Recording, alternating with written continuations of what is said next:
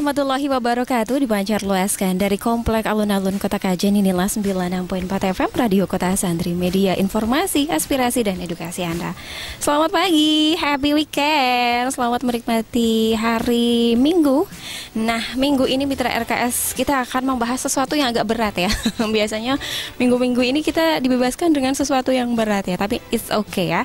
Nah, ini adalah dialog rangkaian dialog yang terakhir bersama anggota dari DPRD Provinsi Jawa Tengah, dan Anda juga bisa berbagi masukan, aspirasi, kritik dan saran lewat SMS kami di 0852 9272 1811 atau telepon di 381293. Dan acara ini juga bisa Anda lihat di live streaming kita di Facebook RKS, kemudian juga jangan lupa follow. Di situ juga kita menyiarkan secara langsung Instagramnya RKS_Kajen. Jangan lupa follow juga akun Twitter kita RKS_FM. Mitra, dialog ini diselenggarakan atas kerjasama dengan Dinas Kominfo Provinsi Jawa Tengah. Untuk informasi terbaru tentang Provinsi Jawa Tengah bisa Anda akses lewat website diskominfo.jatengprof.go.id, Twitter @kominfo.jtg, Instagram @kominfo.jateng, Facebook Diskominfo Jateng, dan YouTube Kominfo Jateng. Iya, Mitra RKS, untuk Anda yang kemarin sudah mengirimkan pertanyaan namun belum sempat dijawab oleh anggota Dewan, semoga hari ini bisa terjawab ya. Ya, COVID-19 memang menjadi perbincangan yang masih hangat hingga saat ini di berbagai negara. Wabah COVID-19 pertama kali dideteksi di kota Wuhan, Provinsi Hubei, Tiongkok pada Desember 2019 dan ditetapkan sebagai pandemi oleh Organisasi Kesehatan Dunia WHO pada 11 Maret 2020. Hingga tanggal 14 November 2020 saja, lebih dari 53 juta orang kasus telah dilaporkan. Lebih dari 219 negara dan wilayah seluruh dunia mengakibatkan lebih dari 1 juta orang meninggal dunia dan lebih dari 34 juta orang sembuh. Iya, dan vaksinasi COVID-19 di banyak negara kini telah menunjukkan dampak yang positif, Mitra. Amerika Serikat dan Israel misalnya yang melaporkan penurunan kasus seiring upaya vaksinasi telah dilakukan, dan hingga Senin 15 Februari 2021 berdasarkan catatan dari Worldometer, Corona telah menginfeksi 109 juta lebih orang di dunia. Dari angka ini 2 juta orang meninggal, 81 juta lebih sembuh. Pandemi ini telah menyebabkan gangguan sosial ekonomi global, sekolah dan universitas yang ditutup, penundaan, pembatalan acara olahraga dan budaya, serta kekhawatiran virus yang secara luas, serta kekhawatiran tentang kekurangan persediaan barang yang mendorong pembelian panik atau panic buying, serta dampak lainnya. Nah, untuk mencegah upaya penyebaran virus corona termasuk pembatasan perjalanan, kemudian karantina, pemberlakuan jam malam, penutupan fasilitas, hingga lockdown di beberapa negara. Ya, istilah lockdown sering terdengar sejak adanya pandemi COVID-19. Dan seperti disampaikan oleh Presiden Jokowi, dampak dari lockdown ini adalah ekonomi yang jatuh. Pagi ini kita hadirkan kembali para wakil rakyat yang duduk di kursi DPRD Jawa Tengah. Kita dudukan kembali di kursi panas RKS ya. Panas maksudnya karena AC-nya belum dinyalakan ya. Ya, bersama saya Yuni Zahra. Nah, inilah topik kita. Kita akan membahas soal pemulihan ekonomi di masa pandemi.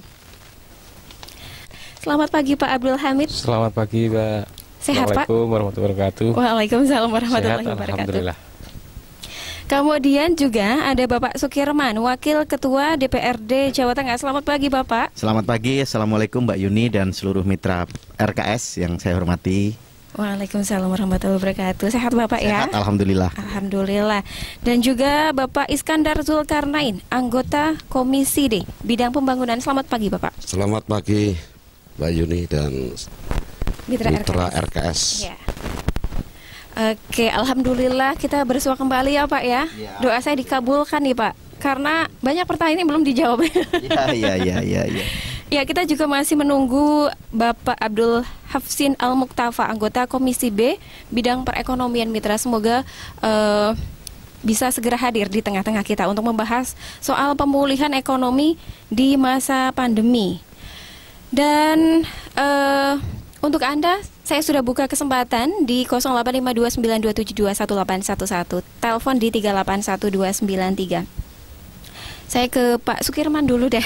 Baik, Mbak Yuni. Ini Pak Sukirman seperti yang sudah siap, soalnya megang mic ya. Oke, nah saya pengen tanya, sebenarnya apa yang terjadi dengan ekonomi di Indonesia saat ini, Pak? Ya, baik. Ekonomi Indonesia, ekonomi global, internasional, seperti yang dinarasikan Mbak Yuni tadi di pengantar diskusi pada siang hari ini atau pagi hari ini. Itu memang ya tentu saja mengalami guncangan yang luar biasa. Beberapa negara berkembang di Eropa Timur, di beberapa belahan negara dunia ada yang mengalami resesi, begitu kan? Boleh dikatakan sudah mengalami resesi begitu, kebangkrutan sebuah negara begitu.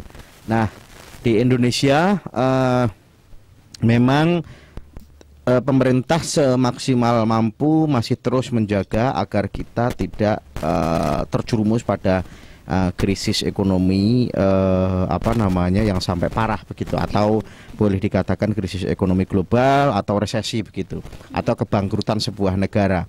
Nah, ini terus dijaga keseimbangannya dan seterusnya. Banyak-banyak teori-teori ekonomi yang diterapkan oleh pemerintah pusat begitu, lalu kemudian diturunkan sampai ke tingkat pemerintah provinsi maupun kabupaten untuk menunjang ekonomi ini agar tidak terjadi guncangan yang lebih parah begitu. Nah, kalau yang lebih ke ekonomi mikronya, artinya kepada masyarakat, tentu saja khusus di Jawa Tengah sebelum era pandemi ini muncul, sesungguhnya kemiskinan di Jawa Tengah itu masih berkisar di 4 juta orang atau sekitar 11 sampai 9%, 9 sampai 11%. Itu. Lah kemudian pada saat itu Pak Gubernur mengancangkan agar angka kemiskinan ini turun menjadi 1 digit. Artinya mungkin kalau 11 kemudian turun 9 atau 8 begitu. Itu pada masa pemerintahan Pak Gubernur yang kedua. Jadi mau diturunkan sampai 1 digit. Tetapi ketika cita-cita itu akan dilaksanakan bersama DPRD melalui berbagai program, termasuk diantaranya adalah program desa binaan, 1 dinas 1 desa, 1 perusda 1 desa dan seterusnya itu. Tapi kemudian terjadi pandemi, maka otomatis karena pandemi ini kemudian membuat gerak ruang lingkup kita dibatasi oleh aturan kesehatan, oleh protokol kesehatan, oleh Badan Dunia WHO, dan juga kemudian diterapkan melalui kebijakan pemerintah pusat sampai ke tingkat kabupaten dan provinsi, maka kemudian gerak langkahnya menjadi terbatas. Contoh, masyarakat yang kemudian mau urbanisasi, nyambut gawe bekerja di mana namanya Jakarta, di kota-kota besar, kemudian terbatasi. Ternyata di kota-kota besar lahan pekerjaan yang biasa mereka geluti pada tutup begitu. Lalu kemudian tentu saja di sektor industri, pabrik-pabrik banyak yang kolab juga karena nilai mata uang rupiah yang tidak seimbang dan seterusnya dengan dolar dan seterusnya itu menjadi kolab begitu. Lah maka kemudian kalau industri ini kolab, otomatis pengangguran meningkat begitu. Nah, itu yang terdampak. Lalu kemudian nggak usah jauh-jauh, pedagang-pedagang kecil misalnya yang membuka kantin-kantin di sekolahan. Lalu kemudian pedagang-pedagang kaki lima yang membuka lapaknya di depan-depan sekolahan untuk anak-anak sekolah dan seterusnya. Ini otomatis berhenti total pada saat pandemi ini, atau di universitas-universitas atau di tempat-tempat kerja, kantin gitu ya, pedagang-pedagang. Bahkan awalnya itu kan mereka dilarang untuk berjualan karena kita sama-sama menjaga protokol kesehatan.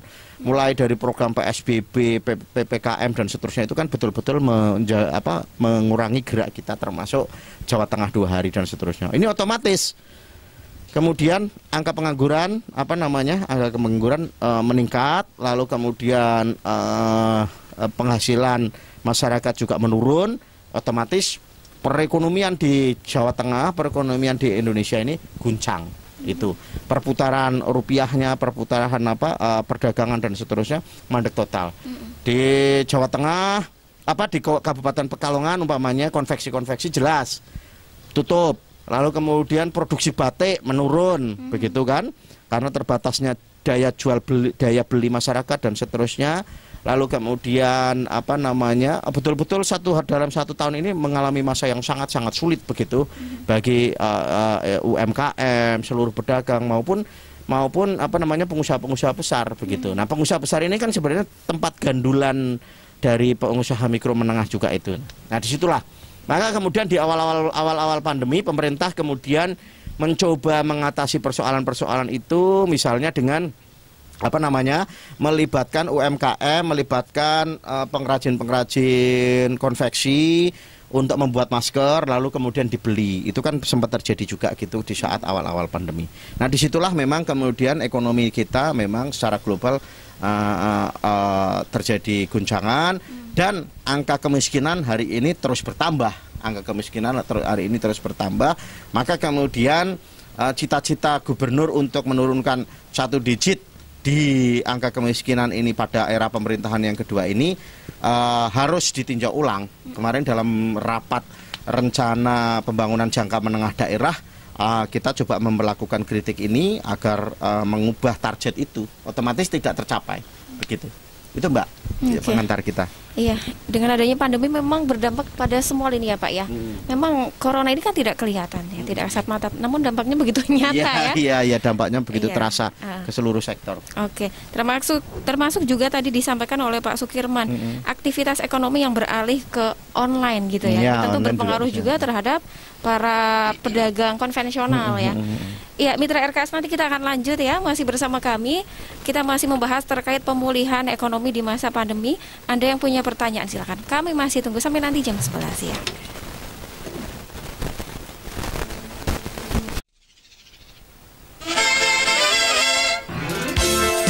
Inilah topik kita.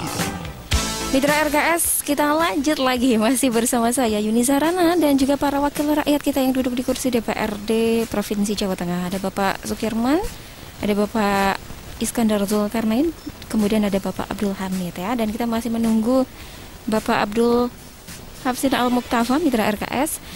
Ya, kita masih membahas soal pemulihan ekonomi di masa pandemi. Tadi sudah disampaikan di awal oleh Bapak Sukirman bahwa ada banyak hal yang terjadi yang mempengaruhi ekonomi Indonesia. Nah, pergeseran pola kerja selama pandemi Mitra RKS yang tadi saya tangkap dari Pak Sukirman.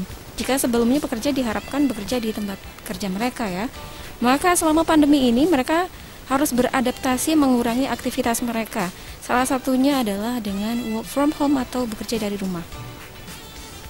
Nah, pandemi yang saat ini dapat dikatakan menjadi katalisator dalam proses adopsi teknologi di masyarakat. Begitu pula dalam proses bisnis di perusahaan-perusahaan yang mulai mempertimbangkan untuk berpindah dari padat karya ke padat modal. Pada perusahaan yang padat modal ini diperlukan tenaga kerja yang menguasai teknologi yang tinggi.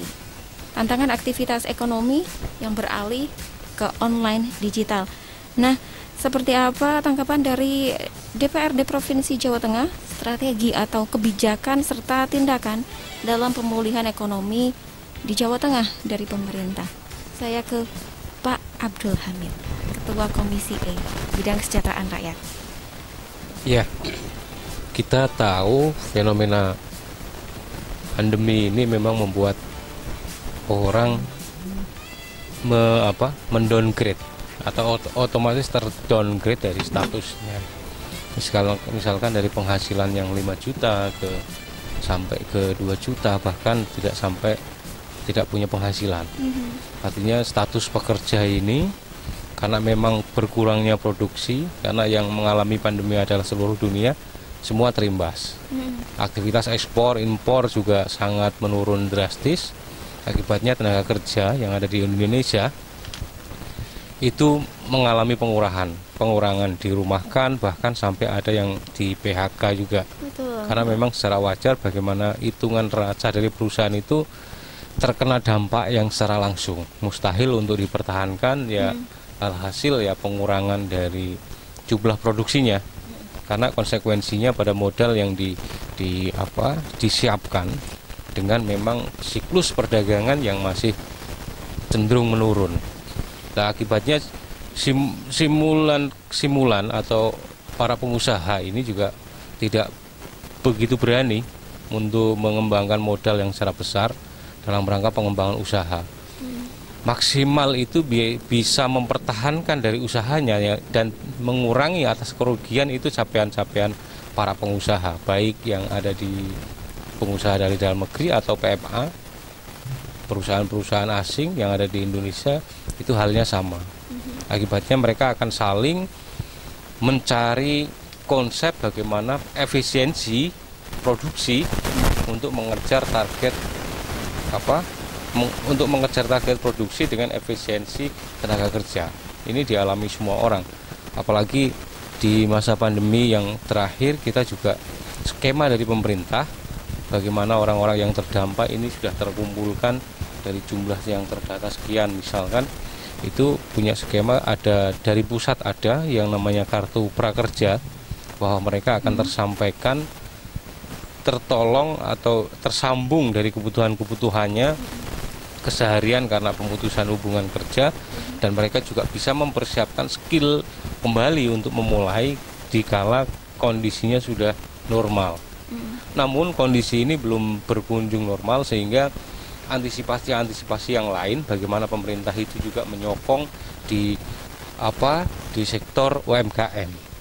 Ini penting, sektor UMKM dan sektor perekonomian di pertanian, karena itu yang melakukan perjalanan aktivitas ekonomi masyarakat yang rendah, tingkat kecil, namun secara efektivitasnya collecting dari jumlah global ternyata di Jawa Tengah hampir ekonomi kreatif atau UMKM itu mencapai 65% dari pergerakan perekonomian di Jawa Tengah, sehingga hampir bisa dipastikan sektor yang tidak mengalami pengaruh banyak terhadap pandemi itu di salah satunya pertanian. Nah, dari evaluasi itu, pertama UMKM ini memang kondisi pandemi mau tidak mau pola kerja dan pola strategi ekonominya, usahanya harus dirubah juga dari secara konvensional menjadi ke digitalisasi. Digitalisasi tuntutannya walaupun nggak pandemi pun ini sektor pasar pasti akan bergerak ke arah teknologi informasi, teknologi industri dan lain sebagainya. Sehingga bagaimanapun secara teori bos ojek nggak perlu punya sepeda, terus bos barang-barang baik barang mentah maupun matang nggak perlu punya warung dan gudang, tapi mereka punya satu channeling bahan pokok dan barang jadi, dan punya transportasi atau delivery. Ini salah satu kuncinya, karena dari manapun dengan berseragam apapun kita tetap bisa melakukan transaksi, dan itu kebutuhan masyarakat apalagi di saat pandemi. Mereka kadang juga pembeliannya dilakukan secara online, baik bahan makanan pokok sampai kebutuhan sehari-hari yang kecil-kecil biasanya dilakukan secara online. Ini tantangan bagi para UMKM kita. Terus di sektor pertanian, yang mana konsep secara teritorial Jawa Tengah itu ketahanan pangan, ketahanan ekonominya pinginnya diberdayakan. Dalam skala umum, pemerintah provinsi pernah mengembangkan yang namanya ya istilah Jogotongo itu. Jogotongo itu tidak hanya sekedar bagaimana satu orang memperhatikan orang lain, orang yang bercukupan memperhatikan orang yang lemah, tapi dalam skala minimal dalam tingkatan desa itu punya skema pertahanan yang dibutuhkan oleh masyarakat. Contoh kayak semacam lumbung padi. Terus kebutuhan sehari-hari sayur mayur, lauk pauk dan lain sebagainya bisa diselesaikan di tingkat desa maupun antar desa. Ini ketahanan pangan, ketahanan ekonomi yang mana ini bisa dijembatani memang dari pemerintah, dari bantuan BLT, PKH maupun BNPT dan lain sebagainya. Dan skema ini terus dikembangkan walaupun sambil update penduduk miskin yang semakin lama semakin bertambah karena pandemi. Ada miskin yang secara data awal dalam DTKS itu, data kesejahteraan terpadu di Dinsos itu ada, tapi ada juga yang karena pandemi ini orang miskin baru. Artinya mereka juga punya kebutuhan untuk dicukupi dari skala dasar kehidupan lokalnya. Sehingga harapannya sih dari kemandirian ini muncul satu kreativitas usaha yang ada. Karena pengurangan dampak produksi pada perusahaan-perusahaan atau industri-industri yang besar ini akan sangat berpengaruh terhadap ketenaga kerjaan. Itu jadi usaha kemandirian ekonomi lah, mulai UMKM yang harus berinovasi kepada teknologi, kreativitasnya juga harus dibangun secara konvensional ke digitalisasi, jejaring di desa dan antar desa yang bisa dimanfaatkan dalam skala ya grup-grup WhatsApp, komunikasi antar saudara, teman dan lain sebagainya. Kalau mereka saling silang mencukupi kebutuhannya, ini akan terbentuk satu kemandirian ekonomi dari tingkatan bawah sampai tingkatan atas. Gitu, Pak. Oke, terima kasih. Nah, tadi disampaikan Pak Hamid ya bahwa dampak dari pandemi COVID-19 ini adalah produktivitas yang menurun gitu ya. Ini berdampak juga pastinya terhadap angka pengangguran yang semakin banyak ya Pak ya. Nah, ini juga ada SMS masuk ya terkait keluh kesah mereka yang terdampak COVID menjadi pengangguran baru nih Pak Iskandar ya. Apa langkah atau solusi dari pemerintah sendiri menanggapi pengangguran yang begitu banyak efek dari pandemi COVID-19 ini Pak? Monggo Pak. Terima kasih. Dampak COVID ini kan menimbulkan efek yang luar biasa. Jadi tidak hanya masalah ekonomi, tapi kan kehidupan keagamaan dan lain sebagainya. Namun demikian yang paling menonjol kan masalah ekonomi. Betul. Termasuk tadi yang disampaikan oleh Pak Kermano, Pak Hamid, dampak adanya COVID yang berpengaruh terhadap produksi dan daya beli, maka mau tidak mau banyak perusahaan-perusahaan itu yang nggak kuat. Betul. Sehingga ada yang merumahkan, ada yang PHK dan sebagainya. Maka tingkat pengangguran baru itu kan bertambah karena dampak PHK. Namun demikian, baik pemerintah pusat maupun pemerintah provinsi dan daerah khususnya pemerintah provinsi, ini kita punya treatment ya, bagaimana mengatasi dampak sosial atau khususnya dampak ekonomi. Jadi kita menganggarkan mengalokasikan dana kurang lebih 2,09 triliun, yang mana peruntukannya yang terbesar adalah untuk pengamanan jaring pengamanan sosial, itu 1,3 triliun. Selebihnya untuk bidang kesehatan, terus untuk insentif atau bantuan kepada UMKM yang terdampak. Berdasarkan catatan kami di Jawa Tengah yang terdampak luar biasa itu kurang lebih ada 400 UMKM. Ini kita kasih bantuan. Termasuk kita memberikan bantuan juga dalam bentuk pembangunan di desa.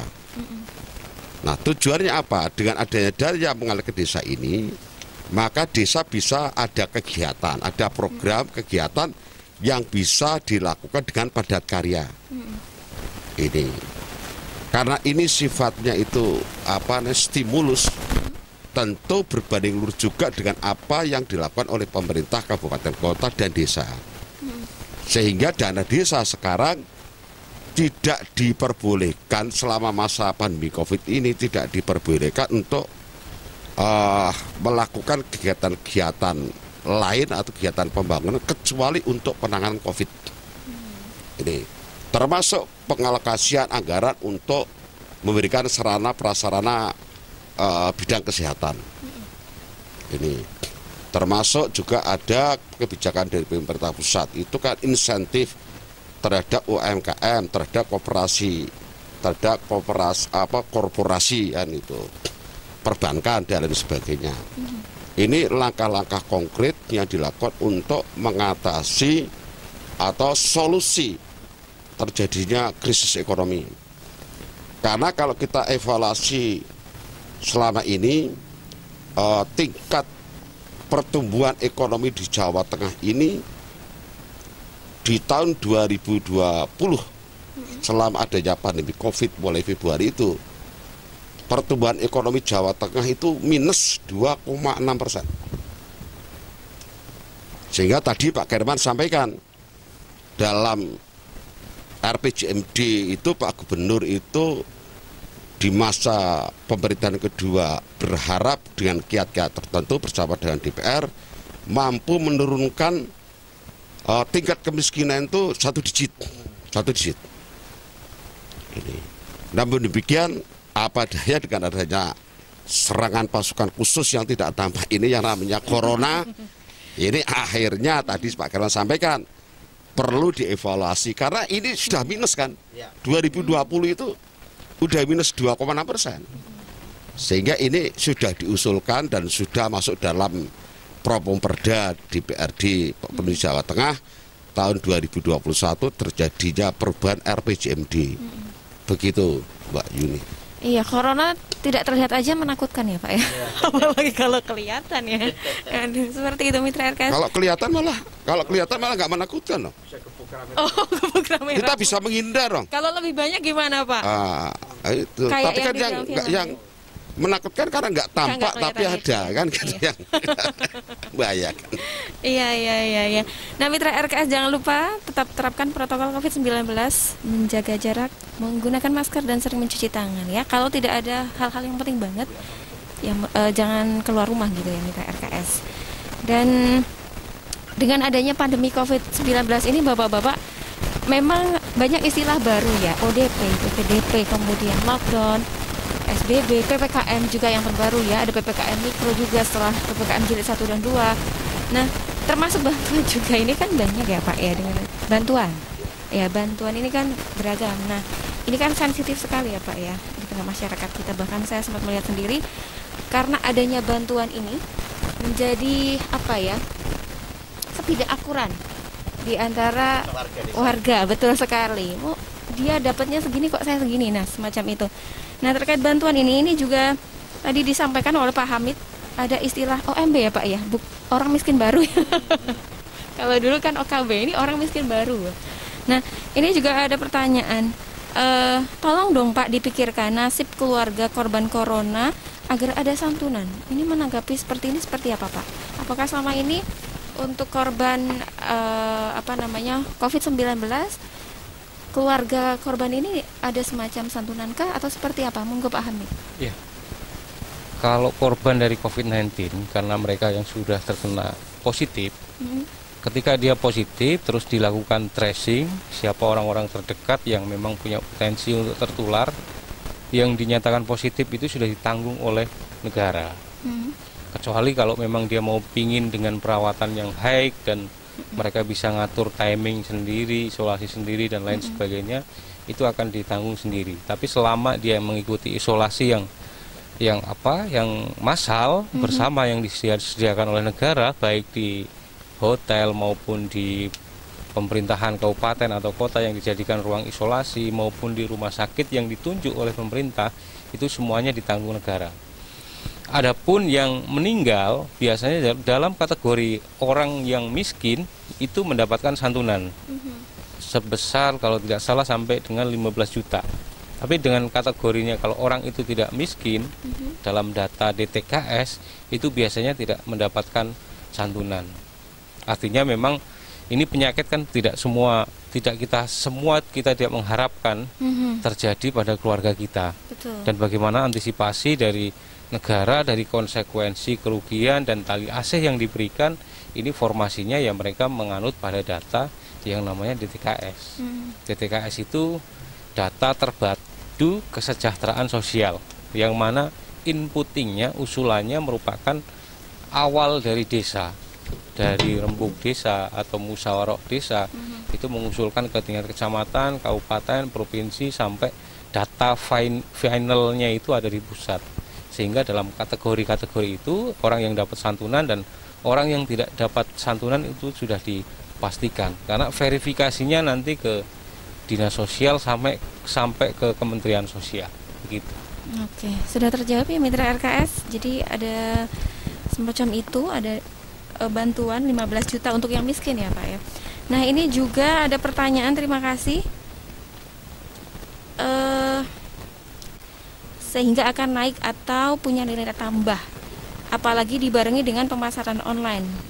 Dan menggerakkan BUMDes sebagai salah satu kelembagaan ekonomi di desa itu sangat penting Pak, untuk meningkatkan nilai tambah komoditas yang dihasilkan. Saat ini BUMDes hanya bergerak di perdagangan kecil, misalnya jualan pulsa, jualan gas, token listrik. Padahal harusnya BUMDes harus bisa mengolah produk-produk pertanian menjadi nilai jual yang lebih tinggi Pak. Monggo tanggapannya Pak. Ya. Terima kasih Pak Muji. Ini ada di Wonokerto Pak. Oke, oh iya Pak. Wonokerto. Pak Muji, terima kasih sekali responnya. Kebanjiran nggak Pak? Semoga cepat surut kalau kebanjiran. Semoga tidak kebanjiran. Amin. Pak Muji matur nuwun. Yang jelas responnya begini. Tadi Pak Abdul Hamid sudah menyampaikan bahwa sektor nelayan, sektor pertanian memang dari sisi terdampak langsung ini memang kalau dari sisi tingkat daya jual beli masyarakat memang itu pasti terdampak. Akan tetapi kalau dari sisi produksinya ini memang boleh dikatakan bisa terus berproduksi. Terdampaknya itu ya kalau memang kemudian hasil-hasil produk pertaniannya ini tidak betul-betul terjual dengan baik gitu. Nah tadi soal kemasan, packing, packaging dan seterusnya, memang sesungguhnya pemerintah melalui Dinas Pemberdayaan UMKM, lalu kemudian melalui Bank Jateng, lalu melalui Dinas Perindustrian dan Perdagangan, lalu kemudian melalui Dinas Pertaniannya itu sendiri. Kalau Dinas Pertanian Perkebunannya kan jelas meningkatkan produksinya. Lah nanti kalau penjualannya itu melalui Dinas Perindustrian dan Perdagangan dan seterusnya. Ada program-program yang memang disiapkan dari berbagai instansi pemerintah ini. Tinggal bagaimana memang kemudian yang selalu kita tekankan kepada pemerintah adalah akses informasi yang seluas-luasnya bagi para petani, bagi para nelayan, bagi para pelaku perkebunan untuk bisa mengakses bentuk-bentuk pelatihan yang diselenggarakan pemerintah, bentuk bagaimana cara mempacking produk yang menarik, lalu kemudian bagaimana produk-produk ini bisa dipasarkan, umpamanya tersedia di rest area. Memang hari ini sih pemerintah menyediakan lapak-lapak atau toko-toko atau kios-kios di rest area ini, boleh dikatakan 50% itu adalah rest area untuk UMKM. Lainnya ya yang bermerek-merek itu kayak kopi dan seterusnya itu tadi. Nah, disinilah sebenarnya harus memberikan akses yang seluas-luasnya. Satu dari sisi penampilan packaging itu, lalu yang kedua dari sisi pemasarannya, ya kan? Lalu kemudian yang ketiga adalah dari sisi permodalannya. Ini. Nah, ini sebenarnya harus diberikan ke luas-luasnya kepada masyarakat. Dari sisi produksinya jelas, dari sisi pemasaran, packaging dan pemasarannya jelas. Lalu kemudian yang ketiga permodalannya. Permodalan bagaimana? Permodalan ada Bank Jateng, ada BPR BKK, ada bank-bank pemerintah lainnya. Ini harus diberikan sarana fasilitas kredit yang murah, tanpa bunga misalnya begitu. Kalau perlu tanpa persyaratan apapun, yang penting ada KTP, alamat tinggal yang jelas, lalu kemudian tempat usahanya ada, udah gitu aja. Nggak perlu berbelit-belit supaya segala macam yang daki-daki itu. Saya kira itu bisa dilakukan, diupayakan. Nah, tinggal memang selama ini kadang-kadang titik lemahnya pemerintah itu program ini kurang tersosialisasi, atau masyarakat ragu-ragu untuk mengakses informasi itu. Masyarakat malas birokrasi yang berbelit-belit, atau tidak tahu di mana tempatnya untuk bertanya. Nah, kehadiran kami ini bertiga itu salah satunya sebenarnya untuk menjembatani hal-hal seperti itu. Kami bisa artinya memerintahkan ke Bank Jateng untuk misalnya tadi di Wonokerto, Pak, sampean turun ke Wonokerto, cabang Bank Jatengnya di Jawa Tengah, di Kabupaten Pekalongan, tolong kasih informasi di masyarakat Purwokerto, begitu. Wonokerto. Nah, disitulah kira-kira makna hubungannya di situ. Jadi sesungguhnya akses informasi yang seluas-luasnya ini sudah ada, tinggal kita memanfaatkannya. Berikutnya ya saya ingin menyampaikan adalah ya beberapa contoh ya, misalnya kayak di Pemalang itu ada apa namanya yang sudah cukup maju ini melalui BUMDes-nya itu pengelolaan hasil nanas. Di nanas itu di belik ya, Pak? Belik ya. Nanas itu macam-macam. Nanas itu selain dimakan secara langsung, dikonsumsi secara langsung, atau dibikin manisan, atau dibikin selai, macam-macam itu tadi, atau dibikin tar nanas dan seterusnya. Ini macam-macam produk-produk makanan. Itu juga ada itunya dimanfaatkan, daunnya, kulitnya itu ada diproduksi sebagai sampo nanas itu ada. Dibeli itu ada. Terus di packing yang baik dan seterusnya, tinggal dibukakan pasar.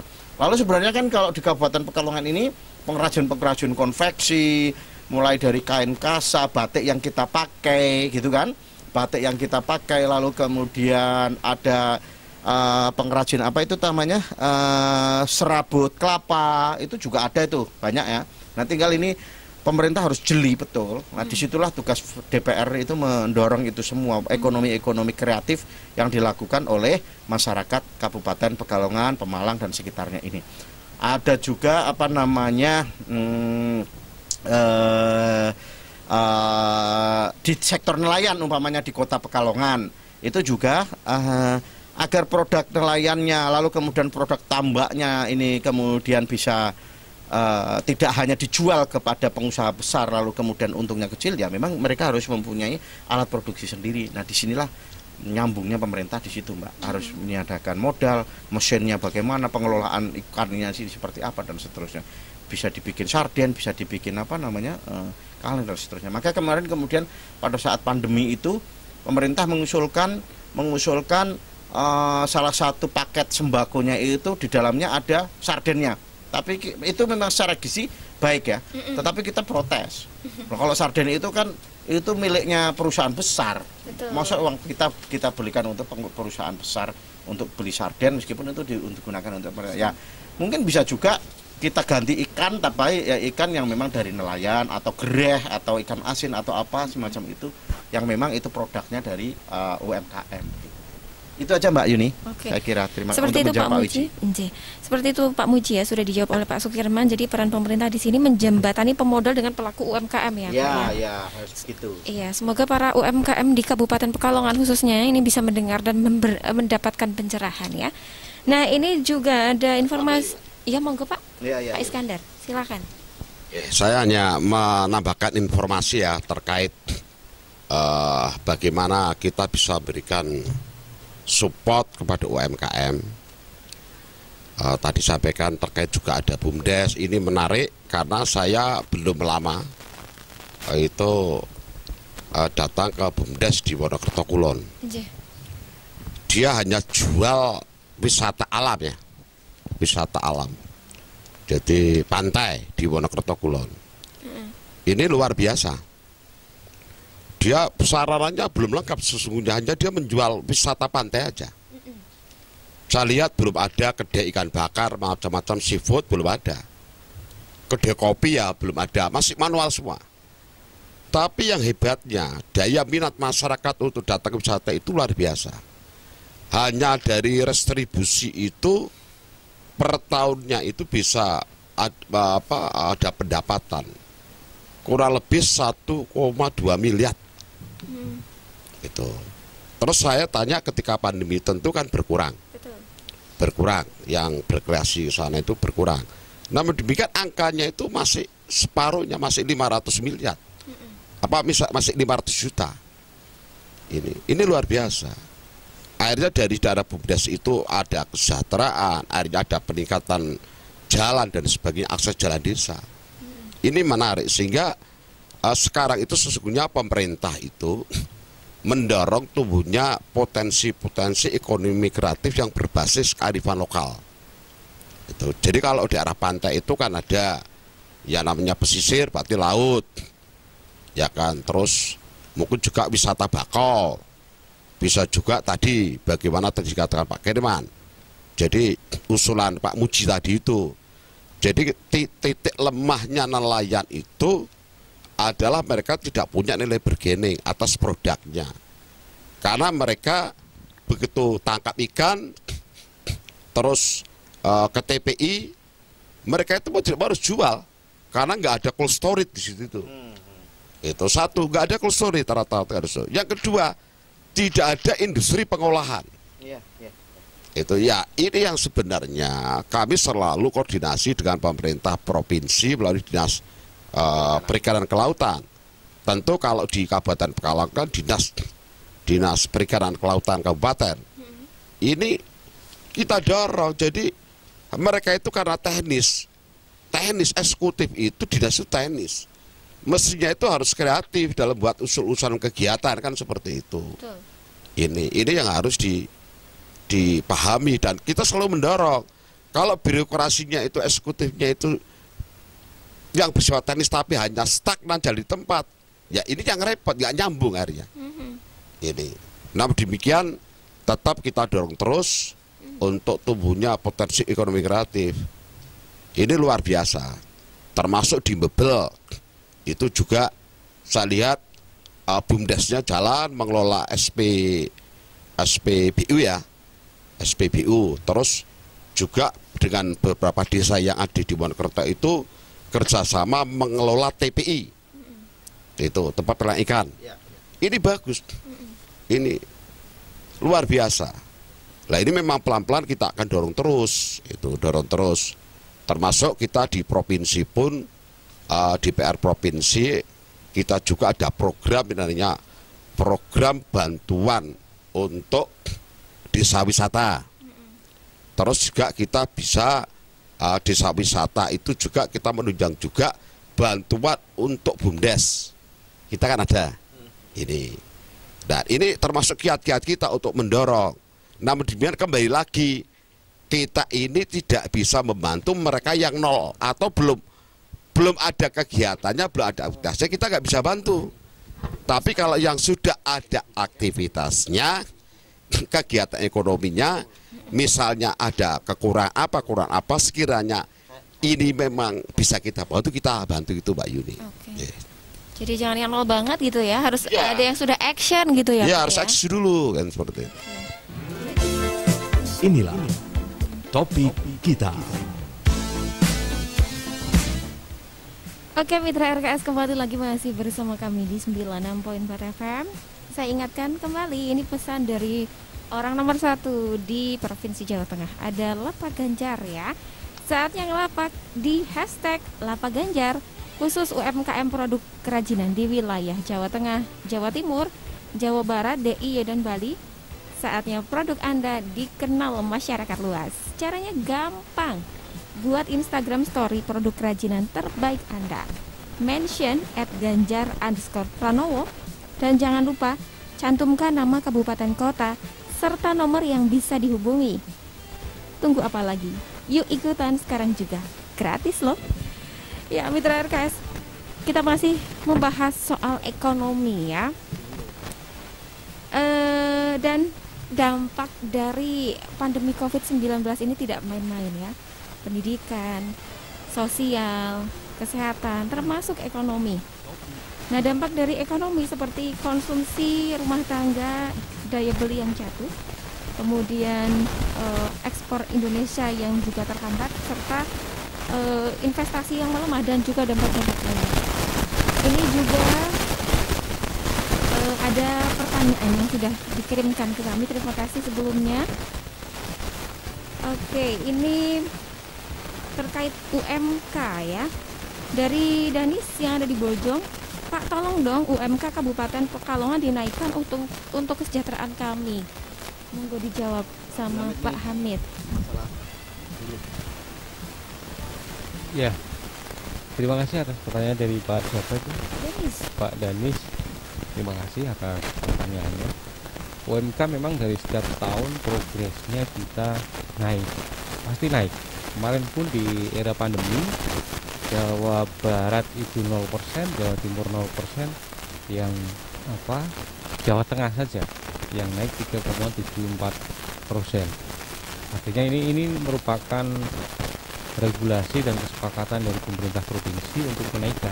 Sementara edaran dari Menteri Ketenagakerjaan itu UMP-nya 0%. Memang 0% dikategorikan untuk masa pandemi ini karena memang dunia usaha masih produksinya menurun semua. Artinya wajar 0%, tapi dengan kebijakan sendiri pemerintah Provinsi Jawa Tengah itu tergolong naik sendiri. Bahkan hampir dipastikan ini paling tinggi di antara daerah-daerah yang lain secara rata-rata. Walaupun beberapa di Jawa Timur itu ada yang 0%, ada yang 4 dan seterusnya. Tapi relatif Jawa Tengah itu seragam di semua kabupaten kota itu jumlahnya sudah naik. Sehingga UMK ini bisa dipandang bagaimana kesepakatan antara pengusaha, terus pekerja dan juga pemerintah yang disebut tripartit ini melakukan diskusi dari setiap tahunnya. Harapannya progresnya akan tetap selalu naik. Tinggal nanti perhitungan yang tahun depan, karena rumusnya adalah triwulan pertama dan triwulan ketiga dari bulan ini. Kalau pertumbuhan ekonominya di tahun ini, otomatis kemungkinan nanti juga akan sampai ke 0% juga atau minus. Kalau seumpama nanti triwulan 3 di pemerintah provinsi itu Jawa Tengah perekonomian bisa naik seperti yang kita rencanakan bersama di Jawa Tengah, kemungkinan juga UMK-nya akan naik lagi. UMK dasarnya adalah dari bupati yang menetapkan UMK, terus nanti ditetapkan secara umum Jawa Tengah oleh gubernur dengan jumlah yang variatif di masing-masing kabupaten kota gitu. Oke, seperti itu ya. Kemudian juga ada pertanyaan lagi. Terima kasih untuk Ibu Endang dari PPDFI. Oke, Bapak-bapak yang terhormat, saya mau nanya nih, bagaimana strategi DPRD dalam pemulihan ekonomi di masa pandemi dan bencana banjir yang melanda di wilayah Jawa Tengah? Oke, kebetulan saya dari PPDFI. Bagaimana sih Pak program DPRD dalam kesetaraan terhadap disabilitas? Monggo, Pak Abdul Hamid lagi, silakan. Iya, pertama pemulihan ekonomi kita seperti yang kita bicarakan tadi, PPDFI ya Ibu? Tidak dijelaskan ya? Iya. Ya udah, yang penting kemiskinan, terus kebencanaan, banjir, terus tadi ada disabilitas ya. Pemulihan ekonomi seperti yang kita diskusikan tadi, berbagai stimulus seperti yang dikatakan Pak Sudirman, Pak Iskandar, itu sudah dilakukan oleh pemerintah.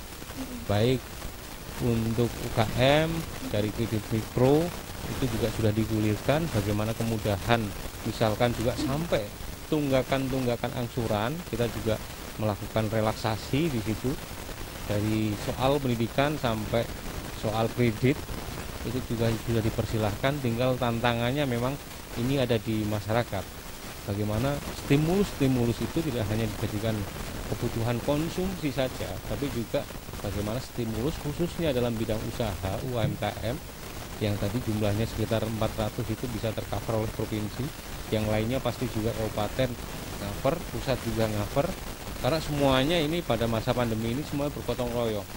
Sehingga data kemiskinan misalkan 4.500.000 dari 11,5% data kemiskinan di Jawa Tengah itu di cover dari 3 pemerintah, pusat, provinsi, dan kabupaten.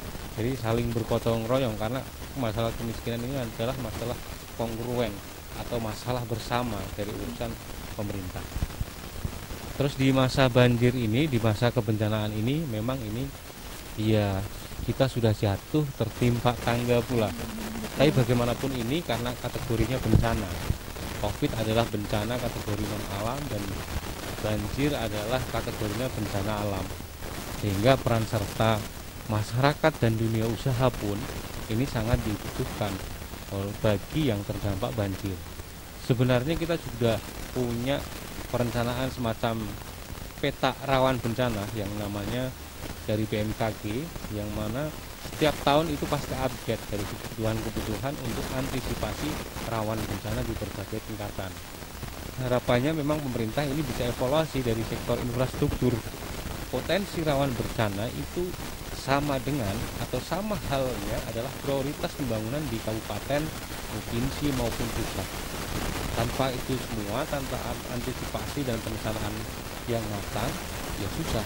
Kita akan mengalami banjir terus, bencana tanah longsor terus. Tapi kalau sudah terantisipasi dengan pola pembangunan infrastruktur yang ramah lingkungan, itu otomatis secara sedikit demi sedikit kita akan bisa mengurangi resiko dari bencana tersebut. Karena ini masalah bersama dan bencana itu tidak memandang batas administratif. Bisa aja nanti Batang kena, separuh Pekalongan kena, Pemalang juga kena dan lain sebagainya. Artinya nilai empati ini yang lebih bisa banyak ditunjukkan oleh masyarakat, dunia usaha dan juga pemerintah. Hak dasarnya ketika pengungsi minimal dari kebutuhan dasarnya pemerintah bisa backup. Lain-lainnya nanti bisa dari masyarakat sekitar, dari dunia usaha dan lain sebagainya. Sehingga bagaimanapun ini menjadi persoalan kita bersama. Disabilitas kita belum mempunyai perda secara umum dengan disabilitas dengan revisi yang terbaru. Bagaimana skema-skema yang memang dimungkinkan kesempatan-kesempatan bagi disabel ini bisa memasuki dunia-dunia umum, misalnya dunia pekerja. Dunia pekerja itu kita juga punya aturan yang mana BUMN, BUMD itu mewajibkan karyawannya minimal 2%. Itu harus ada disabilitas. Terus yang di swasta minimal 1%. Itu. Juga di sekolah-sekolah umum yang dalam rangka bagaimana hanya fisik sedikit, nggak terlalu banyak, itu bisa juga di sekolah-sekolah umum, SMA, SMK. Karena kewenangan provinsi itu adalah di SMK, SMA, dan SLB. Kecuali yang SLB yang memang ini masih selalu kita memberikan inovasi kepada pemerintah provinsi untuk bisa memberikan layanan pendidikan yang terbaik bagi disabilitas. Yang mana nantinya harapannya kita pingin buat perda bagaimana disabilitas ini di khalayak umum, di tempat-tempat umum, di halte bus, di pasar, di masjid. Kadang pun masjid ada dalam perspektif yang kurang ramah disabilitas. Ya bagaimanapun standarnya nanti persepsi ini, perspektif ini akan kita masukkan dalam berbagai lini. Dan harapannya kalau tidak tahun depannya lagi ini perda disabilitas di tingkatan provinsi dan mungkin beberapa kabupaten juga sudah punya ini bisa digolkan sehingga punya regulasi yang jelas, punya hak dan kewajiban yang jelas sehingga saudara-saudara kita yang disabel juga merasa terlindungi gitu. Sudah dijawab Ibu Endang ya secara lengkap oleh Bapak Abdul Hamid. Nah, ini pertanyaan selanjutnya dari saya sih Pak Asyari. Selamat siang Pak Asyari dan pertanyaannya, sektor ekonomi manakah Bapak yang lebih diutamakan untuk bangkit terlebih dahulu? Monggo, ini yang lebih berkompeten siapa nih? Sektor ekonomi Pak Iskandar silakan. Oke. Kalau kita melihat ya, yang sangat terdampak dengan COVID-19 ini, yang jelas kan sektor industri. Sektor industri ini yang sangat terdampak. Terus UMKM ini juga terdampak. Sehingga dari hasil evaluasi pemerintah provinsi, satu termasuk yang kecil terdampaknya adalah sektor pertanian. Yang paling kecil? Paling kecil dampaknya, sektor pertanian. Okay. Ini kita beruntung kalau sektor pertanian itu sampai terdampak, maka tadi pertumbuhan ekonomi kita pasti jeblok. Tingkat kemiskinan ya berlipat-lipat. Itu untungnya sektor pertanian ini sangat kecil terdampaknya. Sehingga ini menjadi sebuah pertimbangan yang luar biasa dari awal oleh pemerintah pusat. Kenapa kita tidak melaksanakan lockdown? Itu pemerintah Indonesia itu kan pemerintah pusat yang tidak melaksanakan lockdown. Karena kalau kita sampai melaksanakan lockdown, satu, keuangan negara tidak mampu ya kan memberikan jaminan sosial ya kan kepada seluruh masyarakat Indonesia. Yang kedua, secara geografis, ini kita kan negara kepulauan. Betul. Sulit. Itu. Terus bagaimana jangkauan informasi? Banyak kepulauan-kepulauan itu yang no jaringan. Itu. Dan yang keempat, yang lebih penting lagi, kalau sampai lockdown, maka ekonomi tadi indikator yang tadi saya sampaikan tidak terpenuhi, tapi indikatornya ekonomi lumpuh. Ini. Sehingga mau tidak mau, ini kita akhirnya kan bagaimana penanganan penyebaran COVID diatasi, tapi bagaimana juga ekonomi tetap jalan, kan seperti dilema itu. Ya Pak. Memang ini dilema. Iya. Itu. Tapi mau tidak mau ini harus kita ambil. Sikap ini harus diambil. Ini. Karena ingat kita itu jumlah penduduk itu 248 juta. Ini. Sehingga sektor mana yang perlu kita lebih kita perhatikan, tadi yang lebih terdampak ya seperti yang katakan tadi Pak Hamid. Itu misalnya tadi yang terdampak UMKM. Itu ada stimulus. Ya kan. Jadi ini karena sifatnya gotong royong, stimulus pun dari pemerintah pusat sampai mengalokasikan dana kurang lebih 400 triliun. Itu. Ini. Terus kita dari pemerintah provinsi, pemerintah kabupaten kota pun juga sama. Itu jelas terdampak. Yang lebih terdampak. Terus masyarakat yang bekerja di sektor informal, misalnya di pabrik yang terdampak, itu pun kan kembali lagi kita dorong supaya pendataannya itu juga jelas itu. Ini karena update data kadang-kadang itu sering nggak tepat ya Pak Kerman, Pak Hamid ya. Ini kelemahannya. Ini juga kita perhatikan sehingga tadi ada jaring pengaman sosial dalam bentuk bantuan tunai misalnya seperti itu. Ini jadi sudah terdeteksi semua sebenarnya itu sektor mana termasuk ada di mana. Itu sudah terdeteksi. Suatu contoh sampai saat ini dari 8.000 kurang lebih desa kelurahan se-Jawa Tengah. Ini yang masih begitu terdampak itu ada 2.600-an desa kelurahan. Nah, disinilah maka dengan kita tahu lokusnya, maka kita harapkan kita bisa tepat sasaran dalam melakukan treatment seperti itu. Begitu Mbak Yuni. Oke, Mitra RKS. Kemudian pertanyaan selanjutnya ini masih sama dari Pak Asyari, Pak. Adakah roadmap pemulihan ekonomi jangka panjang? Tidak hanya bantuan yang sifatnya sementara seperti bansos. Oke, monggo Pak Sukirman. Adakah roadmap pemulihan ekonomi jangka panjang? Tidak hanya bantuan yang sifatnya sementara seperti bansos. Ya, gitu. Dari siapa itu? Ini sama dari Pak. Sama. Oh ya, oke. Terima kasih.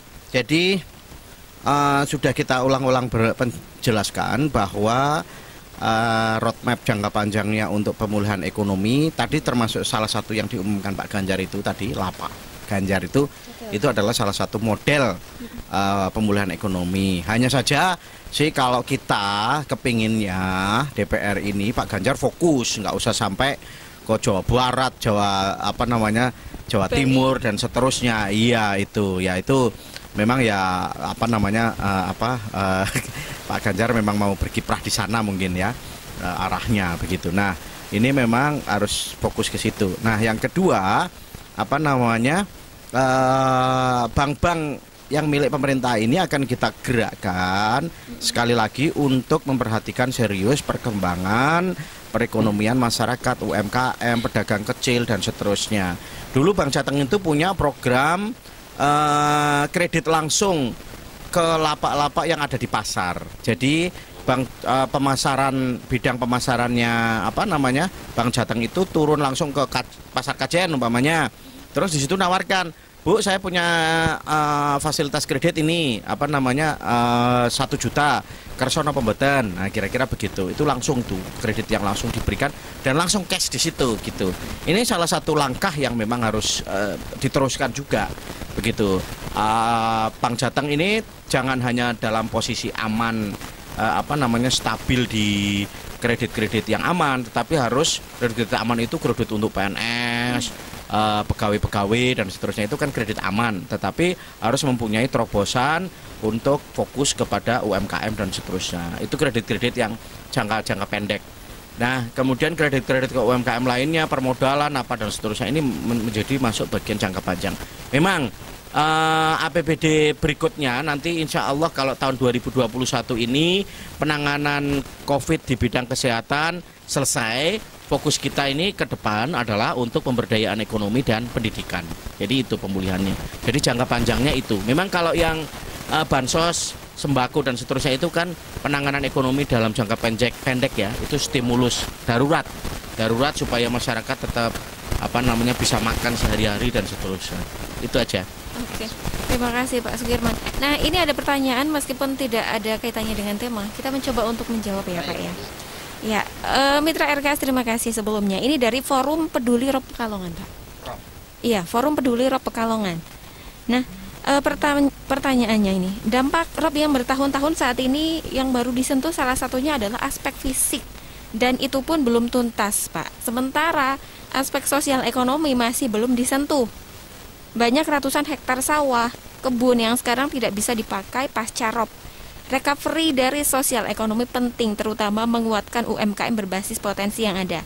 Kayaknya perlu terobosan deh Pak untuk menggiatkan ekonomi skala mikro di sana. Kemudian yang kedua, ini dari Lurah Bebel. Oke, terima kasih Pak Lurah, selamat siang. Mohon solusi Pak, beberapa kades minta masukan kaitannya dengan pembobolan tanggul yang ada di Sungai Tratebang. Melihat kondisinya, ada lebih kurang 35.000 warga hampir sekecamatan Wonokerto kecuali Werdi mau dievakuasi. Ini juga hampir sama dari Lurah Rowoyoso, ingin segera dilakukan tindakan pembobolan long storage Sungai Merican untuk penanggulangan banjir di sana. Kami yang banjir di sana yang makin tinggi, mohon solusinya. Oke, monggo Pak. Pak Iskandar, monggo Pak. Terima kasih. Terkait masalah banjir dan rob ya khususnya di wilayah Kecamatan Wonokerto ya. Wonokerto. Jadi kan wilayah sungai itu ada beberapa kewenangan yang berwenang. Kalau itu kategori sungai besar itu maka itu BWS pusat. Pemali Juwana. Ya, jadi kalau kategori sedang itu kewenangan pemerintah provinsi. Kalau Sungai Tratiban terus Sungai Merican itu kewenangan kabupaten. Oke. Nah, kita dalam rangka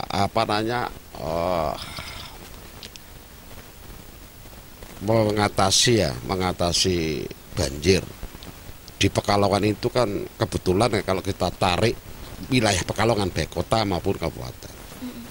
Itu kan selalu klasik setiap tahunnya itu kan banjir dan rob.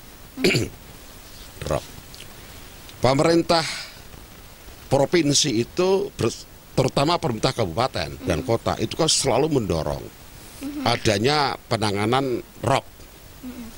Namun demikian anggaran pemerintah kabupaten tentu sama sekali nggak mungkin mampu. Terus kita dorong melalui pemerintah provinsi, akhirnya sampai ke pemerintah pusat. Sehingga turunlah yang namanya proyek pembuatan tanggul melintang itu. Tanggul raksasa. Ya, tanggul raksasa itu yang hampir anggarannya 1 triliun Pak Kerman ya. Iya. Itu 800-an miliar itu lebih. Ini kita lihat dampaknya sudah cukup sudah kelihatan lah. Dampak positif kelihatan. Namun demikian memang semuanya belum tuntas. Terus kalau kita tarik ya, ada beberapa sungai besar, sungai-sungai besar yang ada di wilayah Pekalongan.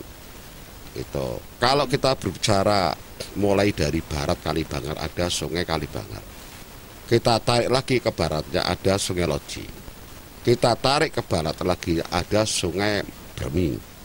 Kita tarik lagi ke baratnya ada Sungai Meduri. Terus kesannya lagi Sungai Sengkarek. Ini. Yang kedua, daerahnya kebetulan karena daerah pesisir itu kan rendah. rendah.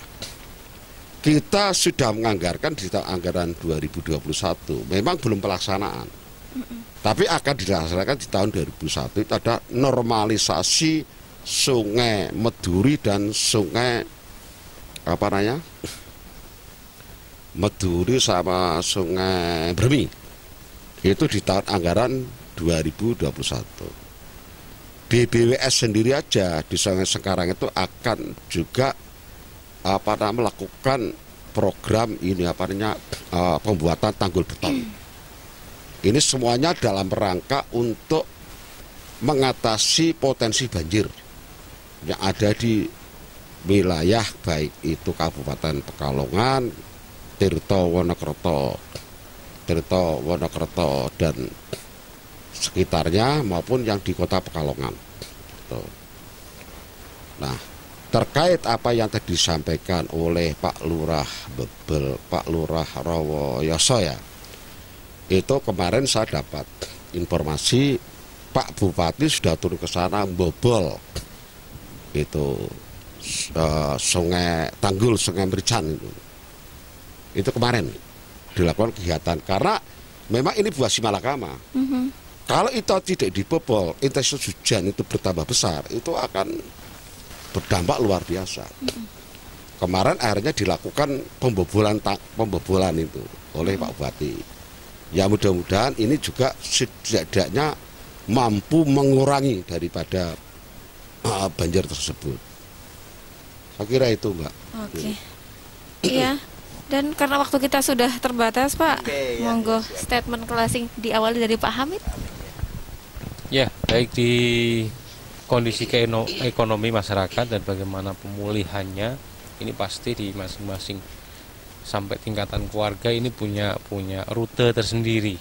Bagaimana mereka memanajemen kebutuhan-kebutuhan yang ada sampai pada tingkatan prospek untuk kedepannya itu harus seperti apa.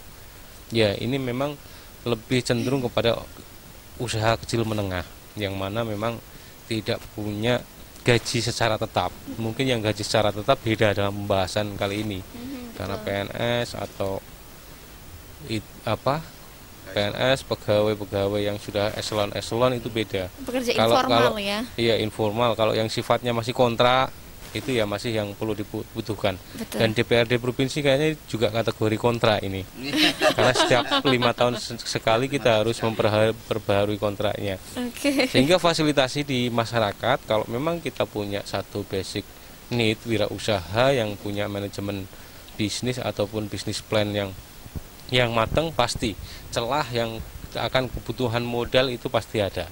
Kita mau sharing dan lain sebagainya, caranya harus update pengetahuan dulu tentang bisnis apa yang memang berkembang pada saat ini. Terus bagaimana modernisasi dari bisnis konvensional ke digitalisasi, sehingga nantinya baik itu usaha kecil, UMKM atau produk lokal bisa ditingkatkan ke regional dan bahkan nasional. Apalagi bisa lewat lapak-lapak Ganjar tadi yang bisa diiklankan bersama, memang itu bisa berguna di kalangan sosial media, mengingat karena followernya Pak Ganjar agak banyak juga. Artinya sosialisasi sampai tingkat lintas provinsi itu juga penting dilakukan. Itu, terima kasih. Oke, silakan Pak Sukirman. Ya, singkat saja, ya apa yang telah menjadi program pemerintah itu silakan masyarakat mengakses. Banyak cara untuk mengakses. Kalau masyarakat enggan datang ke kantor-kantor pemerintah, media sosial tadi seperti yang disampaikan Pak Abdul Hamid, itu juga bisa langsung ke Pak Gubernur, juga bisa ke kami, juga bisa, kami juga punya media sosial.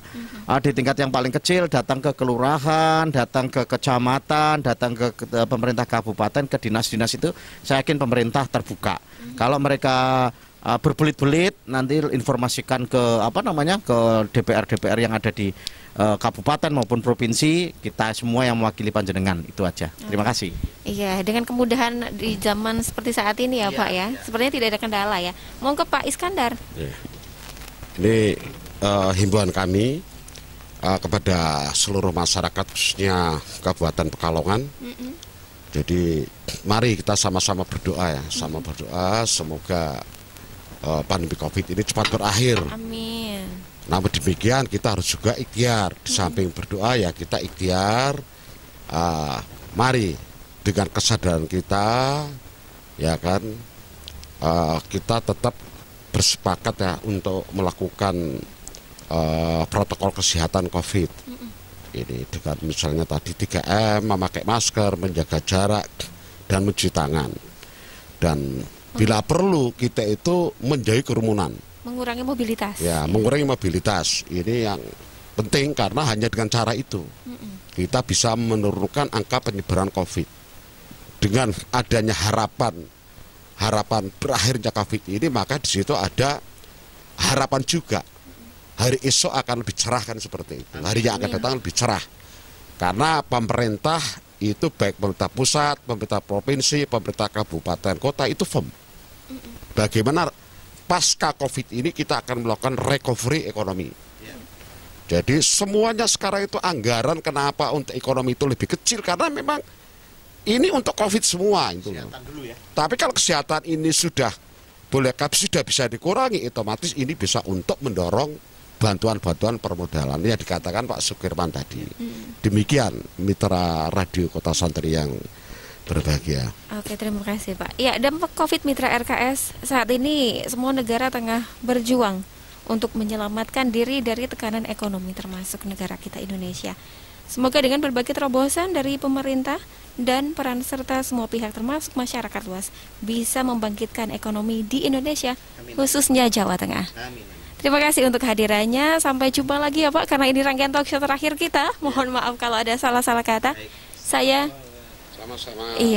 Yuni Zahrana dan kru yang bertugas mengucapkan terima kasih. Selamat siang, selamat menikmati akhir pekan Anda. Terus semangat dan berkarya, sukses luar biasa. Wassalamualaikum warahmatullahi wabarakatuh. Waalaikumsalam.